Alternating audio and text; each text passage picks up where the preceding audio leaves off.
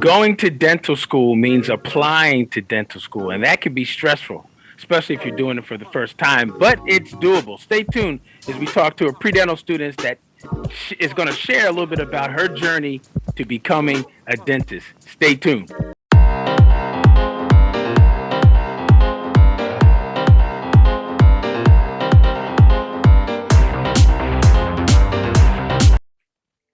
Hey, this is Dr. Darwin, a new dentist coach, with another episode of Ask Dr. Darwin on the New Dentist Podcast Show, where we talk about getting into dental school, surviving dental school, getting into residency, and then life as a new dentist. Guys, be sure that you are staying subscribed, or I should say subscribing to the channel. Share it. Also, feel free to leave your comments down below and like as well. That helps us share this information and spread it out across the YouTube channel, but also across the internet, right?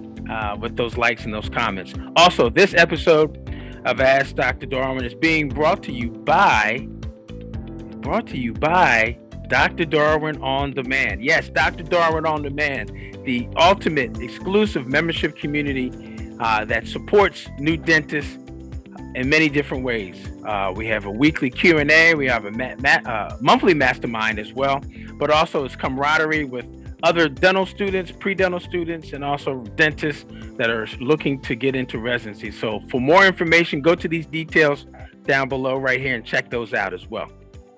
All right, guys, it's dental school season. Dental school application season is still among us. And that means not only submitting your dental school application, but it also means waiting and waiting for interviews and deciding which school you're going to choose to attend, and just all of that. So today we're joined with a pre-dental student who's going to share a little bit more about her journey. Future student, Dr. Wynter Guess. How you doing? Hi, I'm doing well. And you? I'm good. I'm glad we're able to connect. I think the first time we connected was back in February or March of this year. And since then, you've gone from 1 year at college to the next year at college. And now this is the year that you're applying to dental school. So please introduce yourself. Tell us a little bit more about yourself for those that are meeting you for the first time. Okay, my name is Wynter Guess. I attend the illustrious North Carolina Agriculture and Technical State University. I am a senior biology major. I graduate in May, and I applied to dental school this cycle. Biology. Ooh, you bring it back some difficult memories for biology and organic and biochemistry. Whew. Bless you. So let's dive in. Let's talk about this journey to dental school. So why dental school? Why not medical school or engineering or accounting or economics? Why dentistry for you? Well, it's a long story, but the short version of it is growing up, I did not have the best smile, and I had a smile transformation, and it literally changed my life. My self-confidence was boosted, and it made me like shine, or at least shine light on dentistry for me. And so that's when I decided to go to my community dentist, and I decided to shadow, and I fell in love with it. The technique. I love being tedious, like working with my hands, and my love for science and medicine, and it was just all combined. And from there on out, I knew I was going to be a dentist. Well, that's good. Knowing that you have a career that you want to pursue is half the battle. Then you have to actually implement those steps and start the process. So let's talk a little bit about the application process. So give us a time frame and some of the things that you did to get this application process started. Of course. So I'm actually graduating in 3 years instead of 4 years. So my process was pushed up a little bit for me because I did not find out I was graduating early until last year. So like I would say in the middle of my first semester. So my whole process got sped up very quickly. So the first thing I did I looked at all the schools I wanted to attend and looked at their requirements first academically, like your prereqs that you need. And I made sure I had all of those and decent grades in them in order to make sure like I was ready to apply this next cycle coming up. Then after that, that's when I got into scheduling my DAT and looking into information, as well as going to as many talks as I could. I went to all the dental students panels, different dental schools with their SNDA, ASAD organizations. I went to all of their talks, as well as meeting with as many faculty as I could who, at the dental schools that I wanted to attend, and getting a feel of their school and their programs. And so yeah, that's the way I started. And then after that, I continue with my DAT, and then Oh, the DAT. Ooh, the DAT. I have nightmares about that too. But you guys now have so many more resources related to the DAT. Back then, for me, it was just like the Kaplan and maybe one other course. Now there are so many that really are able to support applicants in preparation for the exam. So let's talk about the DAT. Tell us a little bit about some of the things that you used and your strategy to get you prepared for all the different sections that are in there too, right? yes, so I had a long process. So I've taken the DAT twice. So my first time I used DAT bootcamp strictly. I did use a little bit of DAT booster. So I have actually, before I get to all that, I've used DAT booster, DAT destroyer, DAT bootcamp, and I've used iPrep dental. And Okay. so I've used most of the resources that you have out there except Kaplan. I have not used Kaplan yet, but I started off with boot camp. I took my DAT. It wasn't the best resource for me. I think definitely you have to use the best resource for yourself. Something that works for somebody else is not going to work for you. So finding that program, and that program for me was DAT Booster, hands down. So my second time I did use DAT Booster along with iPrep. iPrep is very great. Like, it's amazing for your sciences. But I will say Booster does have a very strong biology, especially if you do their courses. I forgot the name of it, but every like Saturday and Sunday, they have like all day programs where it's like 3 hours and you just sit down and you go through a bunch of biology questions. And I did all the parts to that, and that boosted my biology score by like 3 points. So I Oh definitely wow, that's big. recommend, yes, I definitely Yeah, recommend their biology section. yeah, it's like a 21 to 24. You know, that can make a big difference. Yes, yes. So that period for taking and preparing for the DAT, how long did it take you the first time and then the second time, as far as weeks, months? Well, the first time I took it, I studied over winter break, which is about a month and a week.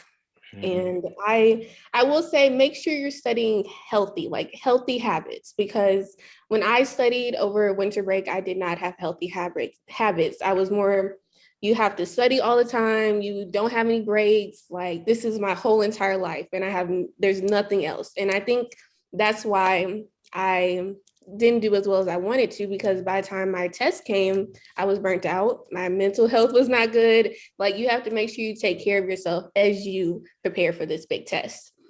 And No, I was going that to say, so you mean healthy habits as in making sure that you have a plan of action, a schedule, to make sure that you're still getting your sleep, still eating right, drinking a lot of water, all those types of things, right? Like what else?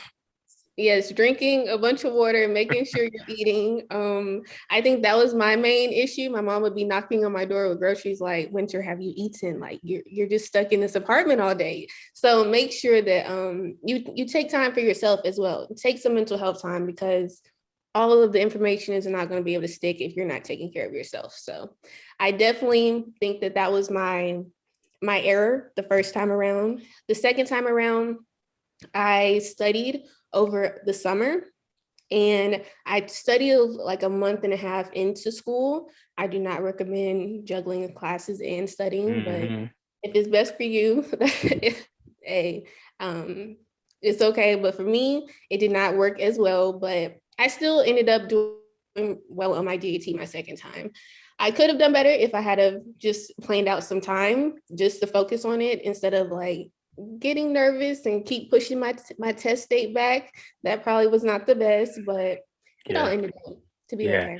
So you said during the summertime, you had a lot more, you had more time than you did over winter break. So that second time, you would say what? You had 2 months? Or you said, I think you said a month and a half?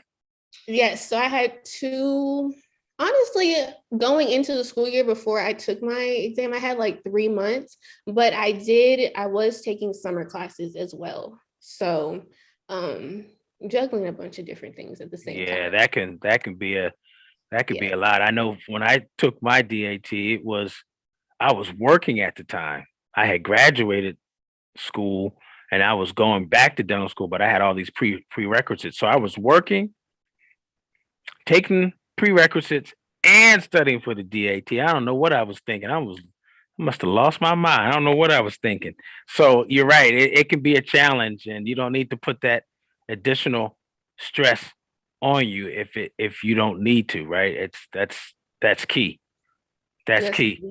All right. Well, also what's key is getting a game plan as to the schools that you want to apply to. And everyone has different reasons for the number of schools that they apply to and also the actual schools that they apply to, right? Even though there's 67, soon to be 68 and 69, I just heard another one's coming. Actually, it's coming to your state. It's coming to North Carolina, Yes, High Point. High Point University. Shout out to High Point University for adding another dental school to the list. But so let's talk a little bit about that process for you as far as the number of schools and what were some of the criteria that you are that you've looked at that's going to be the best for you. Okay, I applied to 6 schools in total. I decided on these schools based off of their location. I have always been in school in North Carolina, so I didn't want to branch off too far, like going to California, but I wanted to stay close where I could come home every other weekend or something like that. I'm a mommy's girl, but also prices. Yeah. I did not want to be in a bunch of debt, so I pricing or the amount of money to go to the school was important to me, Yes. as Yes. well as the curriculum. Looking at the curriculum breakdown for all 4 years, and I know I like to be hands-on. So the schools that had more hand skills in your first 2 years or your first year than the others, those are the schools that I applied to. Okay. So between all those factors, that's the way I decided my 6 schools. Gotcha. And for those of you that are listening and watching, it's going to be different for everybody, right? What works for Winter may not work for me, and what works for me may not work for Winter or someone else. I know for me, I had a lot of classmates from undergrad that were at the University of Maryland, and at the time, I was living in the DMV, the DC, Maryland, Virginia area, and that was my first choice. So, like location. So there's going to be different factors that are going to be important to you, and that's what you have to explore and find out what's going to be the best fit for you as you add those schools to your list. So, as far as getting ready to select your schools, once you go through your interviews and you get your acceptances, would you say that for the most part, for these 6 schools, you're going to use the same type of criteria as far as you know location, price, curriculum? Are those going to be the main 3 things that are going to guide you in selecting the school that you want to attend to? I would say yes, but my next factor would be the diversity of the program I'm going to or the class that I'm going into. So, how many people look like me? Or how many people will I be able to relate to and we'll be able to pull each other through, the Yeah. making sure that it has that family aspect, because I do Yeah. have that family aspect at my HBCU and it's untouched. Yeah. So I definitely will look at that. And I will tell you, that's key, you all. It is very key. Getting into dental school may seem like, that's your top priority and that's hard. But once you get in, it's easy. The next step is getting through dental school, all 4 years. And what you mentioned, Winter, is so key, that you want to make sure that you're in an environment where you have that support, whatever that means for you as a candidate, so that you can get through Mhm. on time. 4 years, or unless you're at a school where it's 3 years, 3 years, but you got to get through. So having that support, it's important, that you make sure that as part of your selection that you've looked and have checked off that box as it relates to the school that you're going to go to as well. So let's talk a little bit about challenges and some of the hard parts about this process, because as many have probably figured out, either through talking to others or watching other videos on the channel here, is that uh, this process is not for the faint of heart, right? It's a process. It's not a perfect process. It's a process you have to be prepared for. And the other P with regards to the process is you have to have patience too, right? So share a little bit with us about what's been some of the challenging or some of the hardest parts of this process, for you. Well, for me, first off, the application was, you would think that you just fill out an application and send it in. It's a process. And with me, I'm a perfectionist. So I sent it to so many people to look over it and make sure it was perfect. And you still have the anxiety the whole time, like, is it good enough? So it's that part as well. And then also it's a marathon. It's a whole process. Like, I started this process, I submitted my application in June, but I started the process way before June, and now we're here, and it's still a process. So it's patience. Definitely, patience is key, and just knowing, like, I feel like if you give it all you have and put your best foot for it, then it makes it a little better, because it's like I gave it all I got. So now it's just it's up to them at this Yeah, point. yeah. So And for those of you that are listening too, keep in mind that it's a process, in the sense that the first notifications that normally go out are in December. We're in December right now, and that's usually for early decisions. But like Winter and I talked about earlier, which is the fact that no school will enroll or matriculate or fill in their whole class from early decision. It's very rare. Um, so that means that after early decision, there's going to be more decisions. And January, there's going to be more decisions. February, there's going to be more decisions. March, April, May, June. In some cases, some schools may still have 5 to 10 slots as late as June or July. So again, like you said, Winter, it can be a marathon. So you have to be patient, and you also have to know that the process, has a duration. It's just not all right. Early decision December. If I haven't heard from by December, oh my God, I'm not going to get in. No, that doesn't mean that. It's just that they are going through their rank list of candidates, in addition to scheduling more interviews, in addition to making selections, in addition to the admissions committee not meeting every day, but they have a schedule where they're meeting across the period of 4 to 5 to 6 months. So it's a process. So tips, advice for those of you that have stayed on all the way through. This is the bonus. This is why you must stay all the way through. Knowing what you know now, and as a candidate that's still engaged in the process, anything that you would do different, or things that you would strongly recommend to other pre-dentals that are getting ready to engage in this process? What are those things? Most definitely. I would say something I would do different is my whole DAT journey. I would plan out a space so I could just focus fully on the DAT if I could.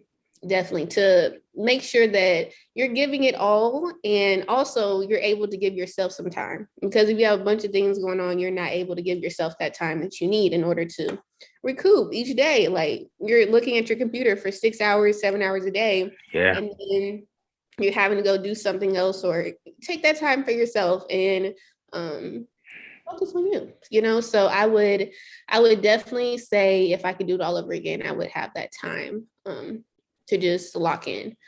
Also, some advice, I would first figure out what's best for you. There's a lot of different things out here, like from other people who are going through the process. Oh, this works for me and this works for me. You got to figure out what works for you.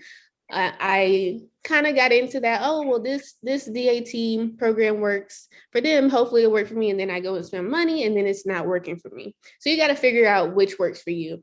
And also understanding that the DAT is a marathon as well on its own.